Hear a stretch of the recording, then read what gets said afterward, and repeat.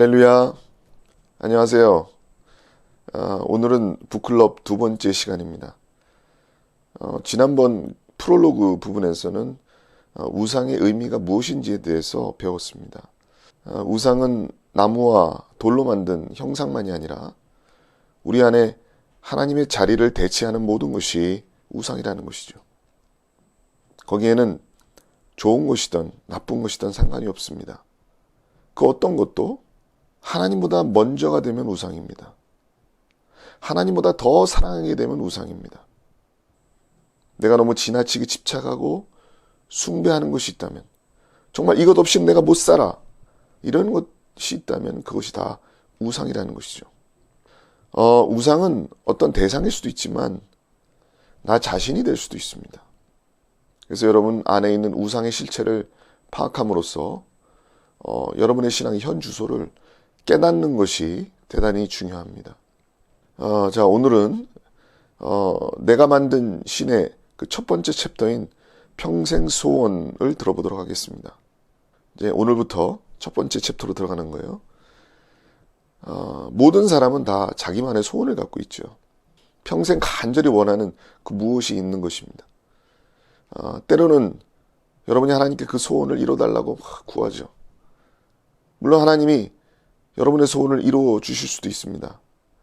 그러나 그 과정에서 하나님은 여러분에게 있어서 어떤 존재입니까? 우리는 하나님을 위해서 나의 소원을 구하는 것일까요? 아니면 소원을 위해서 하나님을 구하는 것일까요?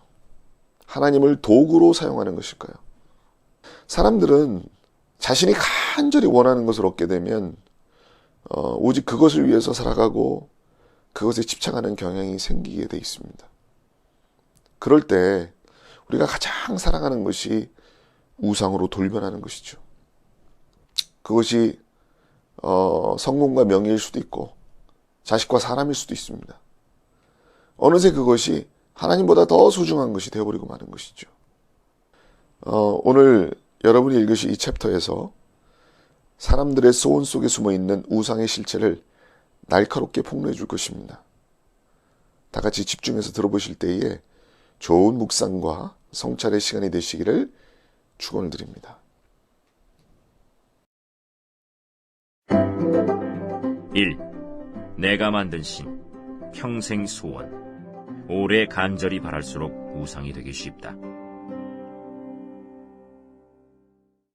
대부분의 사람은 평생을 바쳐 마음의 가장 절실한 꿈을 이루려 한다. 이런 행복 추구가 곧 우리네 인생이 아니던가? 우리는 갈망하는 바를 얻을 길을 끝없이 찾는다.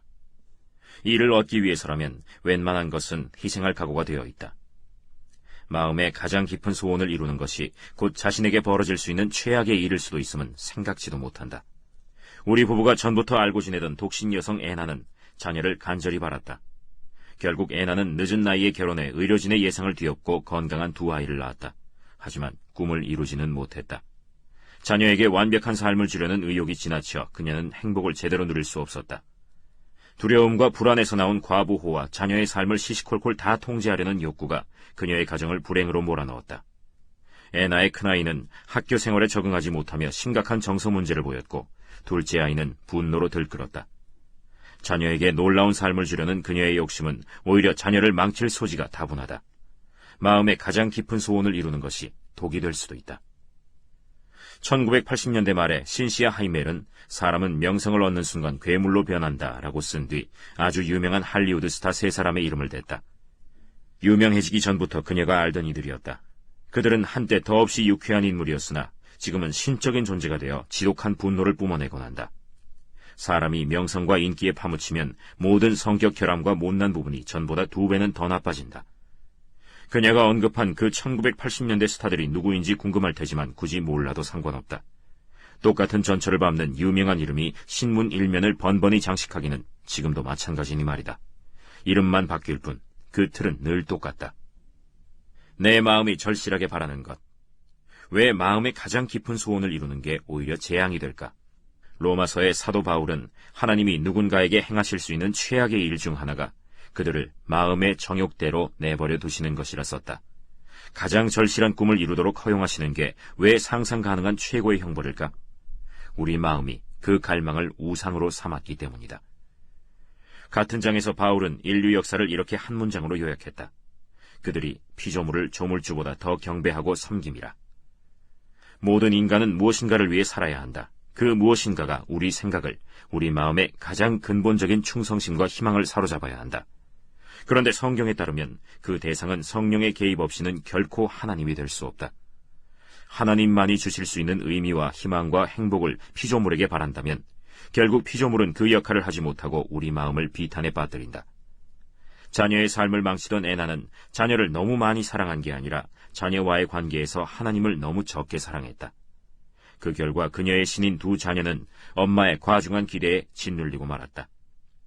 성경의 핵심 원리는 우상 숭배를 배격하는 것이다. 성경을 속속들이 아는 두 유대인 학자가 내린 결론이다. 그래서 성경에는 우상 숭배의 무수한 형태와 참담한 결과를 보여주는 이야기가 수두룩하다. 우리 마음이 선택하는 가짜 신에는 사랑, 돈, 성취, 권력이 있다. 그리고 성경에는 그에 상응하는 생생한 내러티브가 나온다. 그것을 보면 특정한 우상을 숭배하는 일이 우리 삶 속에서 어떻게 전개됐는지 알 수 있다. 아브라함은 성경의 중심 인물이다. 고대의 웬만한 남자처럼 그도 가문을 이을 아들을 간절히 원했다. 다만 아브라함에게는 그것이 마음의 가장 깊은 소원이 되었다. 그런데 마침내 그에게도 아들이 태어났다. 평생의 소원을 이룬 것이다. 그런데 바로 그때 하나님은 아브라함에게 다 내놓을 것을 요구하신다. 왜 희생하고 왜 기다렸나? 성경에 보면 하나님은 아브라함에게 오셔서 엄청난 약속을 하셨다. 아브라함이 하나님께 충실히 순종하면 그와 그의 후손을 통해 이 땅의 모든 나라에 복을 주겠다고 하셨다. 하지만 그러려면 아브라함이 가야 했다. 너는 너의 고향과 친척과 아버지의 집을 떠나 내가 내게 보여줄 땅으로 가라. 하나님은 그를 불러 익숙한 모든 것, 친구, 가족의 대부분, 여태 안전과 형통과 평안이라 믿었던 모든 것을 떠나 종착지를 알 수 없는 광야로 가게 하셨다. 인간의 마음이 갈망하는 거의 모든 것과 현세적 희망을 하나님을 위해 버리라는 것이었다. 아브라함은 그대로 했다. 가라 라는 부르심을 받았을 때 갈 바를 알지 못하고 갔다. 하지만 하나님의 부르심은 그에게 다른 희망을 다 버릴 것을 요구하면서 새로운 희망도 주었다. 지상 모든 나라가 그의 집안, 곧 내 자손을 통해 복을 받으리라는 예언이었다. 그러려면 우선 자녀가 있어야 하는데 아브라함의 아내 사라는 임신하지 못했다. 생물학적으로는 출산이 불가능했다. 그런데 하나님은 아브라함에게 아들을 약속하셨다. 그러나 수십 년이 지나면서 하나님의 약속을 믿기가 점점 더 어려워졌다. 결국 아브라함이 100세가 넘어서야 사라는 90이 넘은 나이로 아들 이삭을 낳았다. 하나님이 명백하게 개입하신 것이었다. 그래서 이삭의 이름 뜻은 웃음이다. 부모의 기쁨을 가리키는 말이자 약속을 이루실 하나님을 그들이 잘 믿지 못했던 일을 떠올리기도 한다. 불임으로 고생하는 부부라면 누구나 공감하겠지만 괴로운 기다림의 세월에는 큰 대가가 따랐다. 물론 계속 기다린 덕분에 아브라함의 믿음이 연단되었다. 이는 굉장히 중요한 부분이다. 하지만 불임의 세월에는 다른 파장도 있었다. 아브라함보다 더 아들을 고대한 사람은 일찍이 없었다.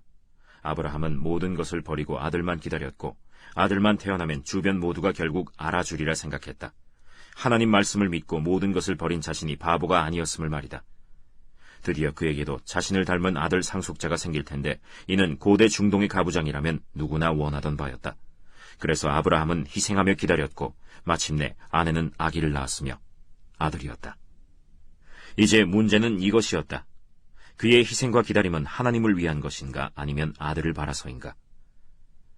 하나님은 목적을 이루는 수단에 불과했는가? 아브라함이 궁극적으로 마음을 바친 대상은 누구인가? 그가 얻은 평안과 겸손과 당당함과 불굴의 안정은 환경이나 여론이나 자신의 능력을 믿지 않고 하나님을 신뢰한 결과였는가? 그는 하나님만을 신뢰하는 법을 배웠는가? 하나님을 사랑하되 그분께 얻어낼 것 때문에가 아니라 그분 자체를 사랑했는가? 아니, 아직은 아니었다. 내 아들, 내 사랑하는 독자. 자녀를 간절히 바라던 우리 친구 애나는 마침내 임신하자 자신이 평생 행복하게 살 줄로 알았다. 하지만 안타깝게도 그러지 못했다. 그런 경우는 드물다. 자녀를 바라는 많은 부부는 자식만 낳으면 모든 문제가 해결될 거라고 믿지만 결코 그렇지 않다. 창세기 12장에서 21장을 읽을 때도 이삭의 출생이 아브라함 인생의 절정이자 마지막 장이라 생각할 수 있다. 그는 이미 믿음으로 승리했다. 조국을 떠나 아들의 출생을 기다리라 명하신 하나님께 충실했으니 이제 행복하게 죽을 일만 남았다. 그런데 뜻밖에도 하나님이 그를 다시 부르신다. 내용도 이보다 더 충격일 수 없다. 내 아들, 내 사랑하는 독자 이삭을 데리고 모리아 땅으로 가서 내가 내게 일러준 한 산, 거기서 그를 번제로 드리라. 이는 아주 결정적인 시험이었다. 이제 이삭은 아브라함의 전부였다. 하나님도 그 점을 분명히 하셨다. 하나님은 그 아들을 그냥 이삭이 아니라 내 아들, 내 사랑하는 독자라 부르셨다. 아브라함의 애정은 숭배로 변했다. 그 전까지는 삶의 의미가 하나님 말씀에 달려 있었지만 이제 이삭을 사랑하고 이삭을 잘되게 하는 쪽으로 방향을 틀었다. 삶의 무게중심이 이동하고 있었다. 하나님은 아들을 사랑해서는 안 된다고 말씀하신 게 아니라 사랑의 대상을 가짜 신으로 둔갑시켜서는 안 된다는 것이었다. 누구든지 자녀를 참 하나님의 자리에 두면 거기서 우상 숭배 같은 사랑이 싹튼다. 그 사랑은 자녀를 숨막히게 하고 관계에 목을 조른다. 하나님 뜻이라니 잔혹해도 별 수 없다. 옛날이나 지금이나 많은 독자가 당연히 이 이야기에 반감을 느꼈다. 그들은 이 이야기의 교훈을 하나님 뜻이라는 믿음만 있으면 잔인하고 난폭한 행위도 괜찮다는 뜻으로 해석했다. 이것을 누구보다도 생생하게 말한 사람은 쇠렌 키르케고르였다. 아브라함과 이삭의 이야기에 기초한 저서 공포와 전율에 그는 신앙이란 비합리적이고 부조리한 것이라 결론지었다. 아브라함이 보기에 이 명령은 사리에 맞지 않았을 뿐 아니라 여태껏 하나님이 하신 모든 말씀에 어긋났다. 그런데도 그는 명령에 순종했다. 이 명령이 과연 아브라함에게 전적으로 비합리적이었을까?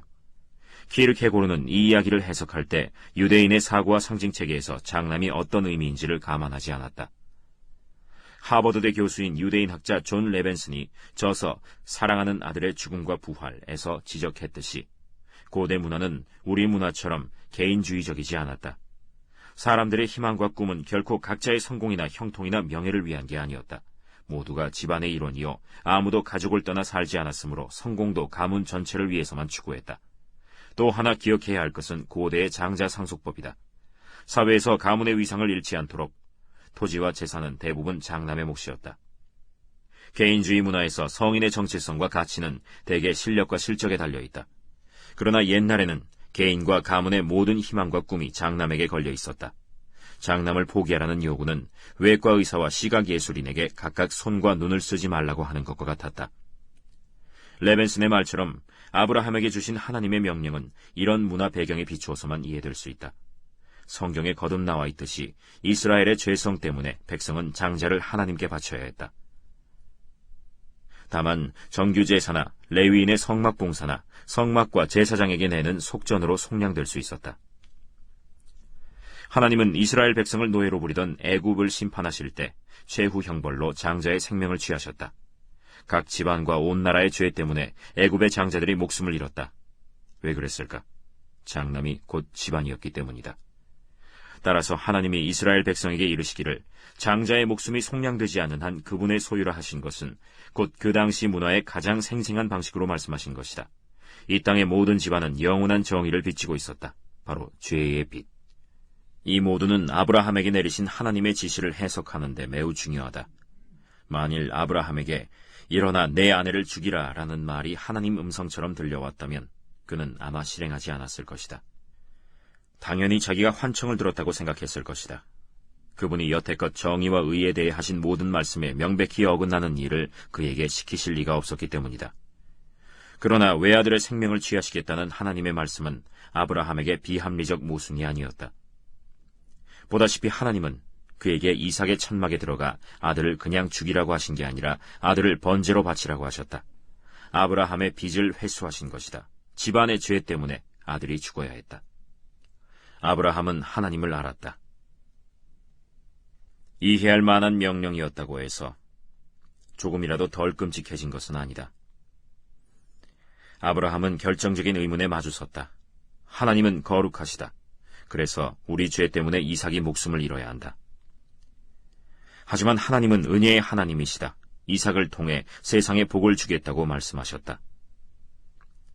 거룩하고 의로우신 하나님이 어떻게 동시에 구원의 약속을 은혜로 이루실 수 있을까? 아브라함은 답을 몰랐다. 하지만 그래도 갔다. 그의 행동은 구약의 다른 인물인 욥과 맥을 같이 한다. 욥은 영문도 모른 채 무수한 고난을 당했지만 이렇게 고백했다. 내가 가는 길을 그가 아시나니 그가 나를 단련하신 후에는 내가 순금같이 되어 나오리라. 아브라함은 대체 어떻게 하나님의 부르심에 순종해서 산으로 걸음을 옮겼을까? 이 명작 히브리 내러티브에 희미한 암시가 나와 있다. 아브라함은 종들에게 우리가 너희에게로 돌아오리라 라고 말했다.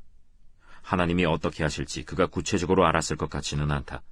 하지만 산에 올라갈 때 아브라함은 의지력과 자기 암시에 충만해서 내가 할 수 있다 라고 말하지 않았다. 그는 하나님이 하실 것이다. 그 방법을 내가 모를 뿐이다 라고 말하며 올라갔다. 그분이 무엇을 하신단 말인가? 하나님은 장자에게 전가된 빚을 어떻게든 제하시고 은혜의 약속을 지키실 것이었다. 아브라함은 그저 맹신한 게 아니다. 이건 미친 짓이고 살인이지만 그래도 나는 하겠다라고 말한 게 아니다. 대신 나는 하나님이 거룩하시고 은혜로우신 분임을 안다. 어떻게 하실지는 모르지만 분명히 이번에도 하나님이 그런 분임을 보이실 것이다 라고 말했다. 자신이 거룩하신 하나님께 빚진 자임을 믿지 않았다면 그는 너무 화가 나서 가지 못했을 것이다. 반대로 은혜의 하나님을 믿지 않았다면 그는 너무 아찔하고 낭망해서 가지 못했을 것이다. 그냥 드러누워 시름시름 앓았을 것이다.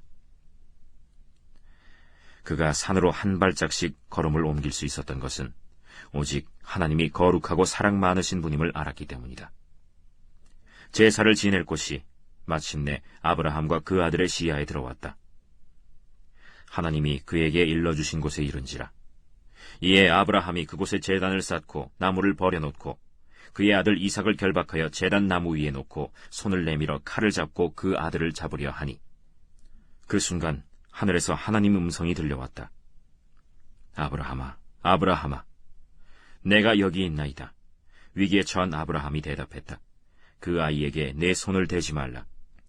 내가 네 아들, 네 독자까지도 내게 아끼지 아니하였으니 내가 이제야 네가 하나님을 경외하는 줄을 아노라.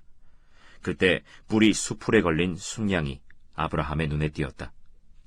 그는 이삭을 풀어주고 아들 대신 그 양으로 번제를 드렸다. 올바른 사랑법을 배우다.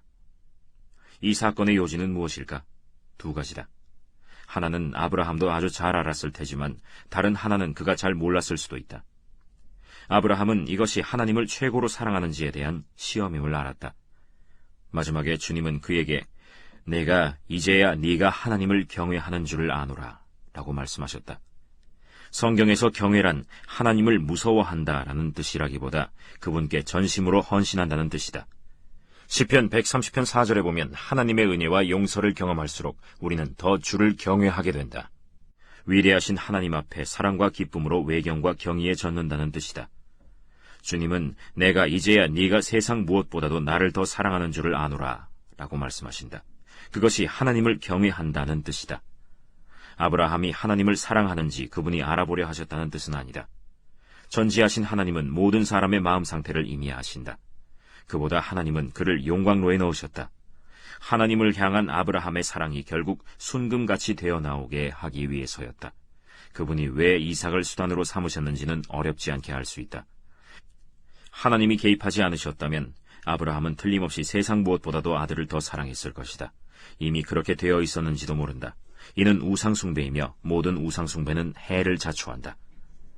이런 관점에서 보면 하나님이 아브라함을 거칠게 다루신 것은 오히려 자비였다. 이삭은 아브라함에게 놀라운 선물이었지만 하나님을 첫자리에 모실 의향이 없다면 이삭과 함께하는 것은 안전하지 않았다. 하나님께 순종하는 것과 아들 중에서 하나를 택해야만 하는 일이 없는 한 그는 자신의 사랑이 우상숭배로 변하고 있음을 알 길이 없었다. 마찬가지로 우리도 직장에서 진실을 말하거나 정직하게 행동함으로써 승진의 치명타를 입을 상황에 부딪히지 않는 한 직장이 자신에게 얼마나 우상으로 변했는지 알 수 없을 것이다. 하나님 뜻을 행하기 위해 손해를 감수할 의향이 없다면 직장이 우리의 가짜 신이 될 것이다. 이번 장 앞머리에 소개했던 에나는 어떻게 하면 그녀의 이삭을 그분께 드릴 수 있을까? 상담자들은 그녀에게 자녀의 적성에 맞지 않는 온갖 활동과 학습을 강요하지 말라고 권할 것이다. 에나는 성적이 나쁘다고 자녀를 정서적으로 벌하던 것도 그만두어야 한다. 자녀에게 실패할 수 있는 여지를 허용해야 한다. 그리고 반드시 짚고 넘어가야 할 근본적인 문제가 있다. 에나는 진심으로 이렇게 말할 수 있어야 한다. 우리 애들이 완벽하게 성공해서 행복해지기를 바라는 내 마음은 이기적이야. 그 핵심은 내 가치와 중요성을 느끼려는 욕망에 있어. 하나님 사랑을 정말 안다면 나는 애들을 부족한 모습 그대로 수용할 수 있고 닥달하지 않을 거야. 애들보다 하나님의 사랑이 내게 더 큰 의미가 있다면 애들을 향한 내 사랑도 덜 이기적이고 더 진실해질 거야. 에나도 자신의 이삭을 제단에 올려놓고 삶의 구심점을 하나님께 내드려야 한다. 자녀를 과잉 통제함으로써 에나는 자기 삶뿐 아니라 자녀의 삶에도 하나님의 하나님 되심을 막았다. 자녀의 삶을 향한 하나님의 계획이 자신의 계획보다 더 지혜롭다는 것을 상상조차 하지 못했다. 에나는 실패나 실망이 없는 완벽한 삶을 계획해두었다. 하지만 하나님이 우리를 위해 계획하시는 필연적으로 굴곡 있는 삶보다 그녀의 완벽한 계획이 오히려 더 흠투성이었다.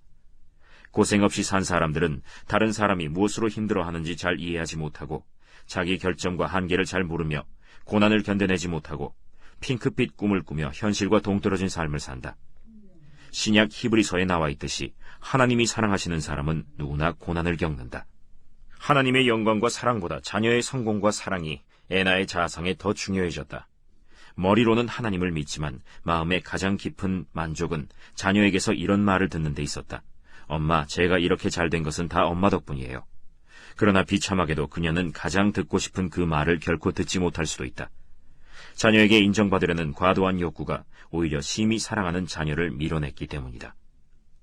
에나는 기꺼이 하나님을 첫자리에 모시고 자녀를 그분께 의탁하면서 실패를 허용하고 그분의 사랑과 뜻 안에서 평안을 찾아야 한다. 그녀도 아브라함을 따라 그 산을 올라야 한다. 아브라함은 그 여정을 마친 후에야 이삭을 지혜롭게 잘 사랑할 수 있었다. 이삭이 삶의 주된 희망과 기쁨이 되었다면 이 108이 성성한 아버지는 그를 과도히 훈육하거나 너무 훈육하지 않거나 양쪽 다였을 것이다. 아들을 응석바지로 기르면서도 아들이 실망시킬 때면 지나치게 화내고 매정하며 심지어 폭력까지 휘둘렀을지 모른다. 왜? 우상은 우리를 속박하기 때문이다. 그래서 이삭의 사랑과 성공이 아브라함의 유일한 자랑이요 기쁨이 되었을 것이다. 행여 이삭이 그에게 사랑과 순종을 보이지 않으면 그는 지나친 분노와 불안과 우울에 빠졌을 것이다. 신의 역할이라는 막중한 무게를 감당할 수 있는 자녀는 아무도 없으므로 이삭도 분명히 아버지의 성에 차지 않았을 것이다. 아브라함의 기대치가 너무 높아 이삭은 아버지의 그늘을 피해 떠나거나 심령이 뒤틀리고 망가졌을 것이다. 요컨대 산을 오르던 아브라함의 괴로운 걸음은 긴 여정의 최종 단계였다. 그 여정을 통해 하나님은 평범한 인간을 역사상 가장 위대한 인물 중 하나로 변화시키셨다. 그는 이제 믿음의 조상이라고 불린다. 하나님이 그의 마음속 우상을 다루지 않으셨다면 이런 일은 없었을 것이다. 아들을 내주신 아버지 하나님. 이 유명한 사건에는 아브라함이 몰랐거나 적어도 그 당시에는 잘 보이지 않았던 요지도 있다. 이삭은 왜 제물로 드려지지 않았는가? 아브라함 가족의 죄는 그대로인데 거룩하신 정의의 하나님이 어떻게 그것을 간과하실 수 있는가? 그야 순양이 대속물로 드려졌기 때문이다. 하지만 장자의 빚을 제해준 것은 정말 순양의 피인가? 그렇지 않다. 먼 훗날 똑같은 산에서 또 다른 장자가 나무 위에 달려 두 팔을 벌리고 죽었다. 그러나 하나님이 사랑하시는 그 아들이 갈보리 산에서 나의 하나님, 어찌하여 나를 버리셨나이까? 라고 외치셨을 때는 하늘에서 구조를 알리는 아무 소리도 없었다. 오히려 성부 하나님은 침묵 속에 그 값을 치르셨다. 왜 그러셨을까? 아브라함의 아들 이삭의 참된 대속물은 하나님의 외아들 예수님이었다. 그분이 대신 죽어 우리의 형벌을 당하셨다. 그리스도께서도 단번에 죄를 위하여 죽으사 의인으로서 불의한 자를 대신하셨으니 이는 우리를 하나님 앞으로 인도하려 하심이라. 바울도 이삭 이야기의 참 의미를 깨닫고 일부러 그 어법을 예수님께 적용했다. 자기 아들을 아끼지 아니하시고 우리 모든 사람을 위하여 내주시니가 어찌 그 아들과 함께 모든 것을 우리에게 주시지 아니하겠느냐. 여기에 우리가 우상 숭배에서 돌이킬 수 있는 실제적 해답이 있다. 보유하는 게 영적으로 안전하지 못한 우리 삶의 이삭을 제물로 바쳐야 한다. 거기에 악착같이 매달려 노예가 되지 않을 방도를 찾아야 한다. 위대하신 하나님을 추상적으로 되뇌고만 있어서는 결코 그리 될 수 없다. 하나님이 우리를 지극히 사랑하시고 아끼시고 기뻐하심을 알고 확신해야 한다. 그 사랑 덕분에 우리 마음은 그분 안에서 안식과 의미와 안전을 얻고 삶에 무슨 일이 닥치든 감당해낼 수 있다. 그 사랑을 어떻게 확신할 수 있는가? 하나님은 아브라함의 재물을 보시고 네가 네 독자까지도 내게 아끼지 아니하였으니 내가 이제야 네가 나를 사랑하는 줄을 아노라 라고 말씀하셨다. 그렇다면 우리는 얼마나 더 십자가 위 그분의 재물을 보며 사랑하시는 독자까지도 제게 아끼지 아니하셨으니 저를 사랑하시는 줄을 아나이다 라고 아를 수 있겠는가? 그분이 하신 일의 엄청난 규모를 조금씩 깨달을 때 비로소 우리 마음은 다른 어떤 것도 아닌 그분 안에서만 안식을 얻는다. 이 이야기의 의미는 예수님으로만 완성된다. 하나님이 의로우신 분이면서 또한 의롭다 하시는 분임은 먼 훗날 다른 아버지께서 다른 산 갈보리로 그분의 장자와 함께 올라가 우리 모두를 위한 제물로 그 아들을 내주셨기 때문에만 가능하다. 당신의 노력으로는 결코 아브라함처럼 위대하고 용감할 수 없으며 하나님 안에 안전해질 수 없다. 이 사건의 실체이신 구주 예수님을 믿어야만 그리 될 수 있다. 오직 예수님이 우리를 위해 사시고 죽으셨기 때문에 당신의 하나님도 무한한 사랑이시면서 동시에 거룩하신 분일 수 있다. 그래서 당신을 향한 그분의 사랑을 절대 확신할 수 있다. 예수만으로 충분한 인생. 우리에게 닥쳐오는 많은 실망과 고민거리를 생각해보라. 자세히 보면 알겠지만 그중 가장 괴로운 것은 각자의 이삭과 관계에 있다. 우리 삶 속에는 하나님만이 주실 수 있는 만족과 기쁨을 웬만큼 얻어보려고 투자하는 대상이 늘 있게 마련이다. 삶이 가장 고통스러울 때는 자신의 우상이 위협받거나 제거될 때다. 그럴 때 우리는 둘 중 하나로 반응할 수 있다. 우선 원한과 절망을 택할 수 있다. 그러면 감정의 흙탕물 속에 뒹굴며 뻔뻔하게 이런 생각에 빠져든다. 평생 노력해서 이 자리까지 올라왔는데 이제 다 날아가 버렸어. 딸을 위해 평생 뼈 빠지게 일했는데 감히 나를 이따위로 대해? 조금이라도 위안을 얻기 위해 제멋대로 거짓말하거나 속이거나 복수하거나 소신을 저버려도 될 것만 같다. 그러다 영영 낙심 속에 살아갈 수도 있다. 또는 당신도 아브라함처럼 그 산을 오르며 이렇게 고백할 수 있다. 주님, 그것 없이는 못 살 것 같았는데 이제 주께서 저를 그것 없는 삶으로 부르시는 것 같습니다. 하지만 주님만 계시다면 제게 정말 필요한 부와 건강과 사랑과 명예와 안전은 다 있는 것이며 결코 잃을 수도 없습니다. 많은 사람이 배운 바를 가르쳐주듯이 예수님만으로 충분함을 알려면 우선 예수님밖에 남은 게 없어야 한다. 일단 내가 만든 가짜신을 하나님 아래로 강등시키고 나면 그중 다수나 어쩌면 대부분이 우리 삶 속에 계속 남아있어도 괜찮다. 이제 그것이 우리를 지배하거나 불안과 교만과 분노와 충동으로 괴롭히지 못한다. 하지만 그렇다고 해서 이 이야기의 의미를 착각해 우상을 버릴 의향만 있으면 된다고 생각해서는 안 된다. 만일 아브라함이 산을 오르면서 이삭을 정말 내놓지는 않고 제단에 올려놓기만 하면 되겠지라고 생각했다면 그는 시험에서 낙방했을 것이다. 뭔가가 우리 삶 속에 남아있어도 안전하려면 그것이 더는 우상이 아니어야만 한다. 그러려면 정말 그것 없이 살 마음이 있어야 하고 하나님이 계시기에 나는 너 없이도 살 수 있다라고 진심으로 고백해야 한다. 하나님이 사실은 우리를 구원하시는 중인데 오히려 죽이시는 것처럼 보일 때가 있다. 아브라함의 경우에도 하나님은 그를 위대한 사람으로 빚으시는 중이었지만 겉으로는 매정해 보이셨다. 그런 상황에서 하나님을 따른다는 게 어떤 이들에게는 맹신처럼 보이겠지만 사실은 감사에 찬 강건한 믿음이다. 성경에 요셉과 모세와 다윗 같은 인물의 이야기가 수두룩하다. 하나님이 그들을 버리신 것 같지만 나중에 알고 보면 하나님은 삶 속에 해로운 우상을 다루고 계셨다.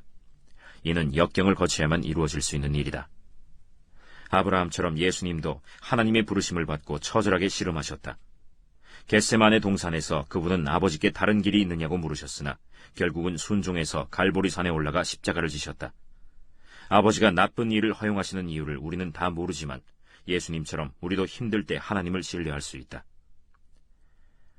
하나님을 바라보며 그분이 이미 해주신 일을 즐거워하면 가장 어둡고 힘들어 보일 때도 꼭 필요한 기쁨과 희망을 얻어 하나님의 부르심에 따를 수 있다. 그리고 우리가 만든 가짜신으로부터 해방된다.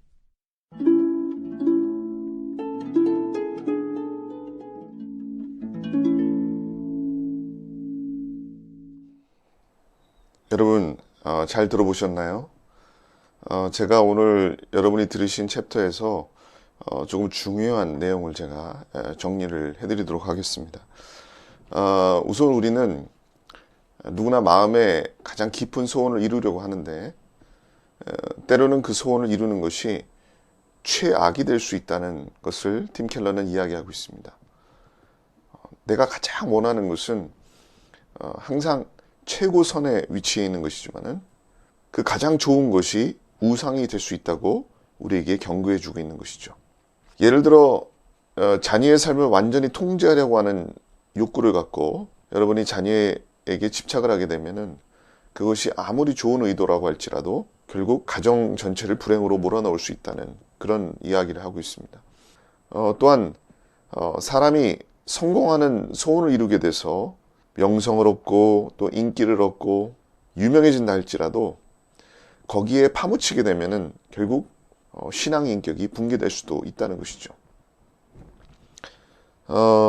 하나님이 행하시는 최악의 형벌 중에 하나가 뭐냐? 우리를 정욕 가운데 그대로 내버려 두시는 것입니다. 로마서 1장 21절로 24절에 보면은 하나님을 알되 하나님을 영화롭게도 아니하며 감사치도 아니하고 오히려 그 생각이 허망해지며 미련한 마음이 어두워졌나니 스스로 지혜 있다 하나 우준하게 되어 썩어지지 아니하는 하나님의 영광을 썩어질 사람과 금수와 버러지 형상의 우상으로 바꾸느니라.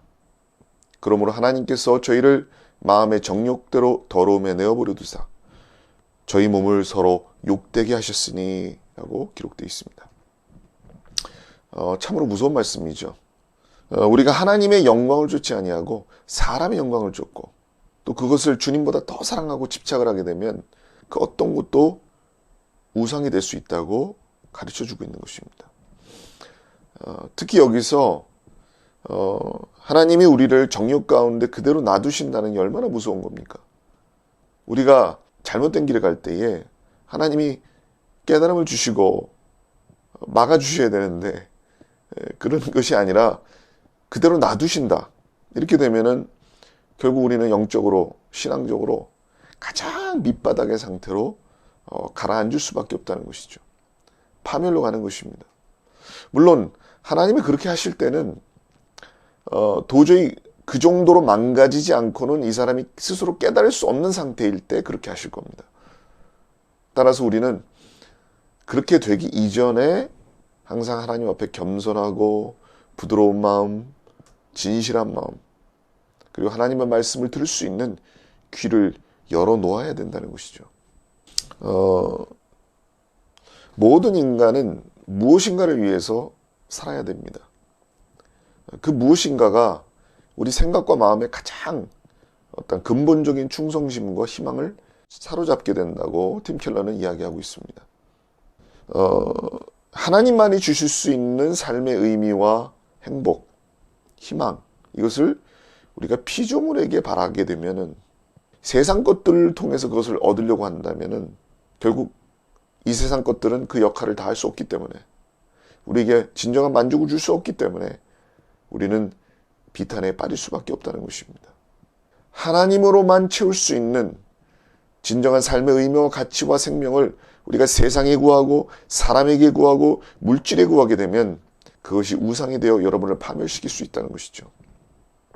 그래서 마태복음 10장 37절에 보면은 누구든지 아버지나 어머니를 나보다 더 사랑하는 자는 내게 합당치 아니하고 아들이나 딸을 나보다 더 사랑하는 자도 내게 합당하지 아니하며 또 자기 십자가를 지고 나를 따르지 않는 자도 내게 합당하지 아니하니라.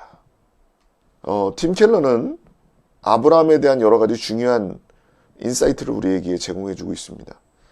저 나름대로 몇 가지 이제 포인트를 정리해 봤는데요.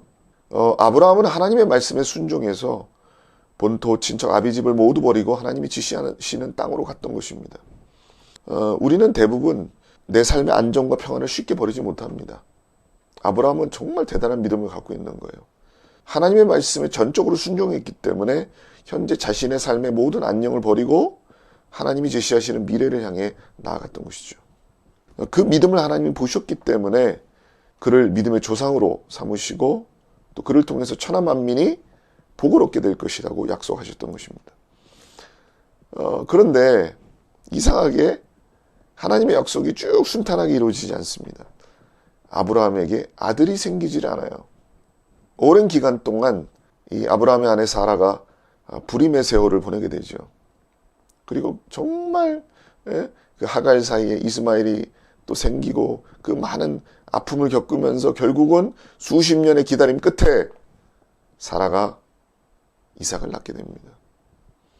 그때부터 하나님이 아브라함에게 새로운 차원에서 믿음을 요구하시게 되는 거죠.